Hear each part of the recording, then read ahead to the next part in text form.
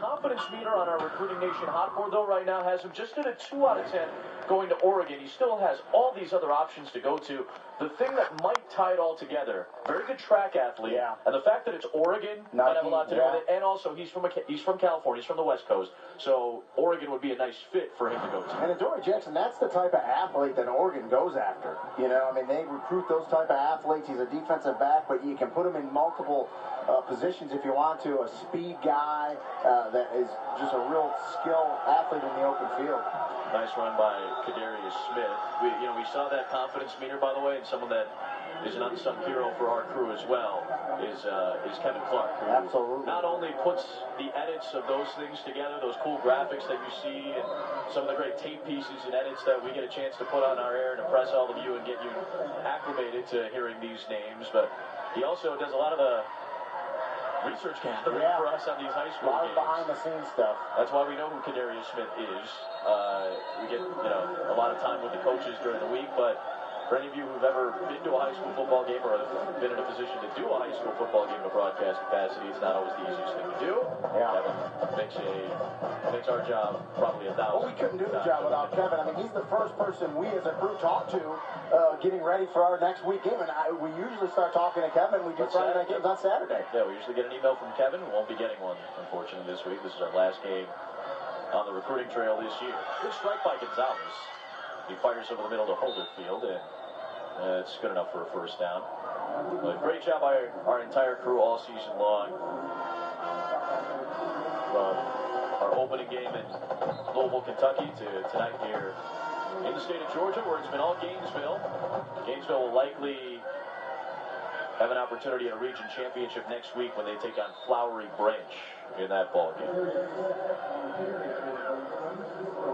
We talked to you about Fournette. We talked to you about Hand, Jackson. You and I saw Marlon Humphrey a couple of times this year. Another cornerback right behind Jackson in terms of undeclared corners. And we might see a lot of talk about him in the next couple of months. And if you're an ACC fan, obviously you would prefer that he went to Alabama. As you see, the confidence meter for Marlon Humphrey is very high to head to Tuscaloosa. Big reason why is his father's a legacy there. It's his home state. He goes to Hoover, Alabama. But Florida State is right in the thick of things. Don't sleep on Florida State. Marlon Humphrey, Jeremy Pruitt's the defensive coordinator, former the defensive backs coach at Alabama, now the DC at Florida State. As Gonzalez throws an interception. But a flag is thrown on the play. We'll have to check that. Intercepted by Joseph Albury, a sophomore. But that's going to be maybe one I'm most intrigued by, just because we saw him a couple of times, and there's so much back and forth about does he want to follow his dad's footsteps, even though it's his, the legacy that he has to live up to. What type of time is he going to get? He really likes Florida State because he likes Pruitt. He's had good relationships with Jameis Winston, another Alabama guy who jumped ship and went to a Florida school. He's a true impact player. A perfect example is his numbers aren't great this year, but that's because they're not throwing at him. And he's the punt returner, too. Our game last week, they're kicking away from him. The punter makes a mistake and kicks it to him, and what's he do?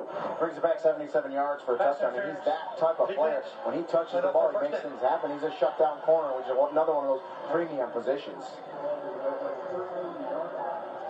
You see Marlon Humphrey's player profile.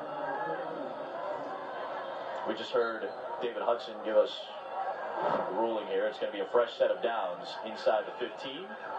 There's Smith running for it, and he's dragged down inside the 5. The reason we have been able to hear Mr. Hudson often, we don't want to forget our fine audio man as well. Can't forget Chad, who's going to be lumbering around Mississippi at some point tomorrow, hopefully enjoying some football. He's done a great job for us all season as well.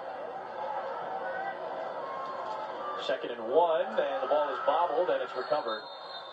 Picked up by Zach Newberry, who's had a nice impactful night tonight, and Loganville takes over.